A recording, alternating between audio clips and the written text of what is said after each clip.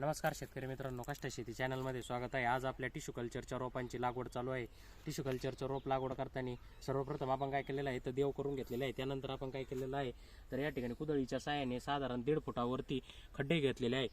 त्याच्या आधी काय करायचं आहे, रान आपलं जे आहे ते ओलवून घ्यायचं आहे। ओलवून घेतल्याचा फायदा काय होतो तर आपले रोपे सेट होण्यास मदत होते आणि रान एकसारखे होते।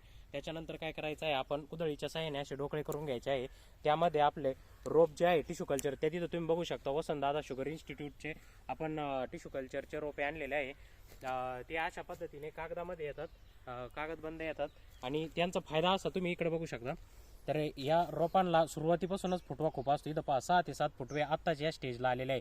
म्हणजे टिश्यू कल्चरच्या रोपाला फुटवे जास्त असतात, जाडी थोडी कमी असते टिश्यू कल्चरच्या रोपाला, पण फुटवे जास्त असतात, ह्या त्याच फायदा असतो।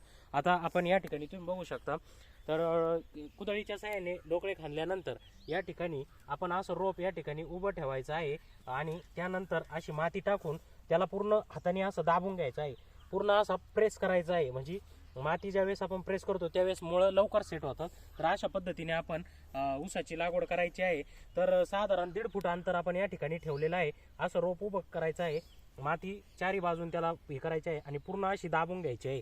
आणि दाबल्यानंतर आता आपण याला परत पाणी देणार आहोत। पाणी दिल्यानंतर आपण साधारण 3 दिवसांनी आळवणी करणार आहोत आणि पुढच्या नियोजनासाठी या प्लॉटचं पूर्ण नियोजन आपण आपल्या चॅनलवर टाकणार आहोत। त्यामुळे चॅनलला सबस्क्राईब करून ठेवा, व्हिडिओला लाईक करा। धन्यवाद।